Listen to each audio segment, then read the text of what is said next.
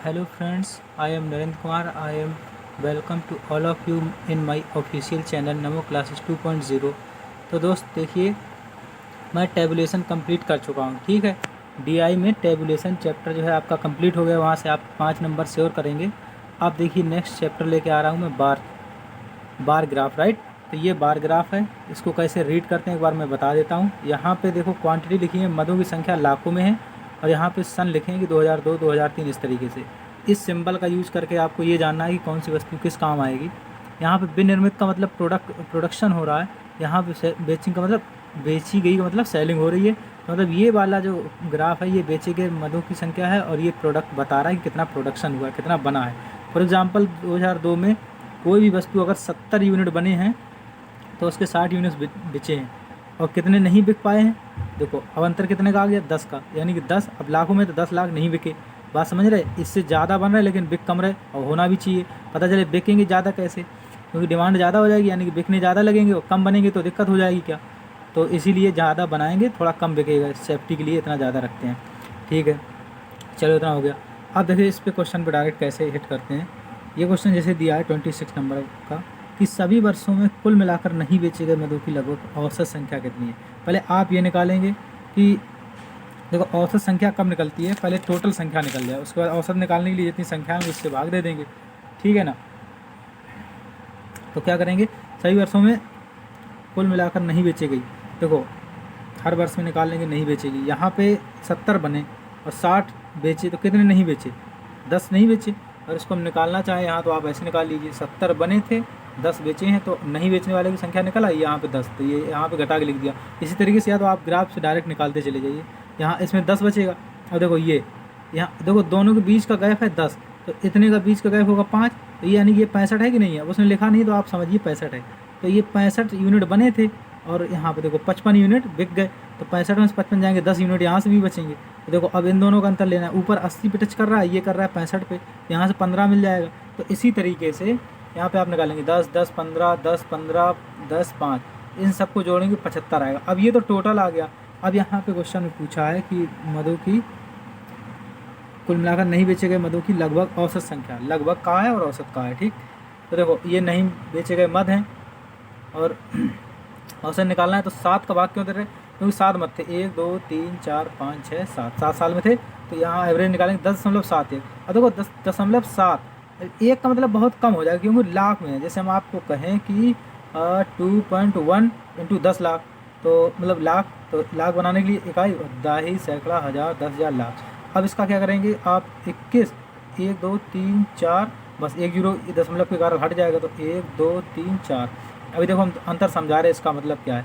ये केवल अगर 2 आया होता तो यहाँ पे क्या करते हम, जैसे मान लो केवल हमारा 2 आया होता और 2 को लाख में लिखते, तो 2 लाख कैसे लिखते, इकाई दहाई सैकड़ा हज़ार 10,000 लाख, हो गया 2 लाख। तो अब देखो इसका मतलब क्या है कि 2 लाख और 10,000, यहाँ पे कितना लगा 2 लाख, है ना। तो बहुत छोटा सा अंतर आ रहा है, क्योंकि अब ये मधु का है, तो यहाँ पे उसने लगभग में आंसर पूछा, तो कितना आंसर आया यहाँ पे, कहाँ गया ये।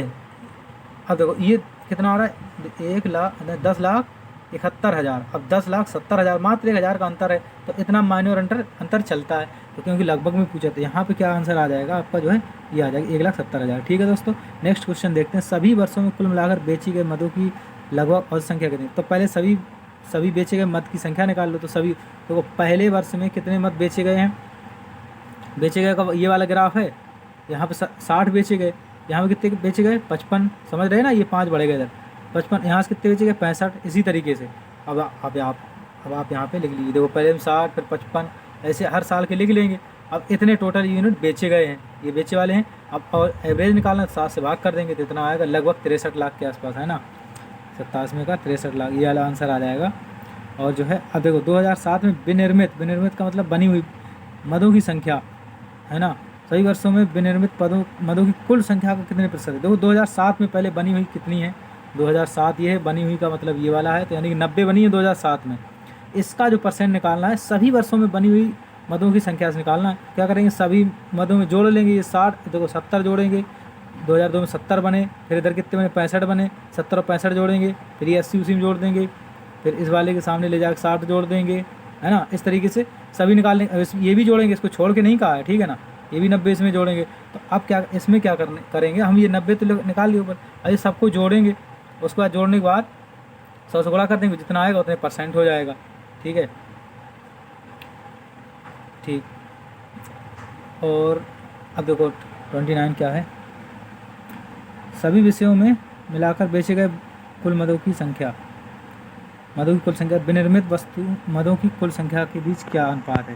देखो सभी वर्षों में देखना बेचे गए मदों की कुल संख्या, बेचे गए मद अभी देखो ये जोड़े थे, ये बेचे गए वाले मद थे, ये कितने आए थे 520 आए थे। ठीक, ये जोड़ के 520 आए थे। तो और ये वाले क्या थे, ये मतलब बेचे हुए के थे और ये प्रोडक्शन के थे। तो यहाँ पे क्या पूछा है 29 में कि सभी वर्षों में बेचे गए मदों की कुल संख्या, बेचे गए मदों की संख्या कितनी थी। देखो यहाँ पे भी बेचे वाले तो थे 445, और तो विनिर्मित वस्तुओं की कुल संख्या के बीच विनिर्मित कितनी थी, ये विनिर्मित वाली थी तो ये 520 आ रही थी। तो इसका जो रेशियो 445 का, यानी कि ये सेलिंग का है, लिख देते हैं थोड़ा, सेलिंग वाले प्रोडक्ट का और ये प्रोडक्शन हुआ है जितना बना हुआ है उससे रेशियो निकालना है। अब इसको आराम से काट सकते हैं, 89:104 आ जाएगा। ठीक, अब इसी में ऑप्शन ढूंढते रहिए आराम से, ये इसमें दिया किस वर्ष में नहीं बेचे गए मदों का प्रतिशत सर्वाधिक रहा। देखो इसको थोड़ा वर्ड से समझिए कि किस वर्ष में नहीं बेचे गए मदों का प्रतिशत सर्वाधिक रहा। देखो पहले जैसे हम एक एग्जांपल बताते कैसे करना है इसको, किस वर्ष में नहीं बेचे गए मदों की प्रतिशत सर्वाधिक अधिक रहा। मान लो जैसे 2004 है, हम निकालना चाहें तो यहाँ पे 80 बने, यहाँ पे कोई चीज़ें 80 का प्रोडक्शन हुआ, 2004 की बात कर रहे हैं, और 65 बिकी, कितनी बिकी और 65 बिकी। तो नहीं बिकी कितनी हो गई, 65 5 70 10 80, 15 ही तो नहीं बिकी हैं। अब देखो ये 15 नहीं बिकी और इसी का प्रतिशत निकालना है, तो इसी को तो निकालना है किस वर्ष में नहीं बेचे गए मदों का प्रतिशत सर्वाधिक रहा। तो देखो इतनी तो नहीं बिकी, लेकिन कितने प्रतिशत नहीं बिकी, प्रतिशत निकालने के लिए तो इससे निकालेंगे, बटे भाग करेंगे, क्योंकि इतनी तो टोटल थी, बटे 80 गुणा 100, 1 0 से 1 0 कट जाएगा, और इधर आप जो है 150 का भाग 8 में दे लेंगे, है ना। इससे जो कुछ भी आएगा मान लो कुछ आ जाएगा। इसी तरीके से 2004 में निकालिए, 2006 का भी निकालेंगे, 2008 का निकालेंगे, 2002 का निकालेंगे, 5 ऑप्शन होते नहीं है, तो इन्हीं में से जिसका ज़्यादा आ जाएगा वही आंसर आ जाएगा। जैसे 2020 का निकलवा देते हैं, देखो 2020 का ये निकाला है, 2020 में कितना है, 2000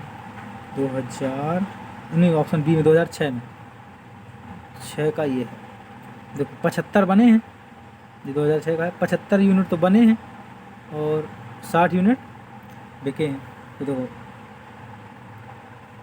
ये देखो 75 यूनिट बने हैं, 60 बिके हैं, तो कितने नहीं बिके 15, और कितने में से 75 में से, तो 15 बटे 75 गुणा 100% निकालेंगे। तो अब इसको काट लो, 25 दिया 75, 25 चौको 100 और 30 5 15, तो 5 चौको 20%, यही शायद मैक्सिमम आ रहा है, यही आंसर हो जाएगा। ठीक है ना।